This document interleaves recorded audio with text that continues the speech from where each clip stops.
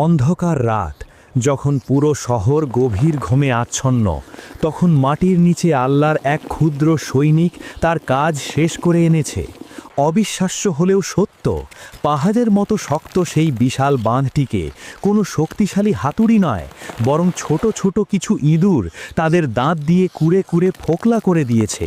হঠাৎ তরাক করে একটি ফাটল, আর পরক্ষণেই কয়েক বিলিয়ন টন পানি সেই বিশাল দেওয়াল গুঁড়ো করে লোকালয়ের দিকে ধেয়ে এলো। কল্পনাই করতে পারবেন না সেই দৃশ্য। 3 তলা সমান উঁচু এক একটি ঢেউ যখন সাবার রাজপ্রাসাদগুলোকে খেলনার মতো চুরমার করে দিচ্ছিল। মানুষের আর্তনাদ, বাঁচার আকুতি আর পানির পৈশাচিক গর্জন মিলেমিশে একাকার। মুহূর্তের মধ্যে সেই স্বপ্নের শহর একটি বিশাল নর্দমায় পরিণত হলো। কেউ পানির তোড়ে ভেসে যাচ্ছে, কেউ পাথরের নিচে পিষ্ট হচ্ছে, আর কেউ খড়কুটো আঁকড়ে ধরে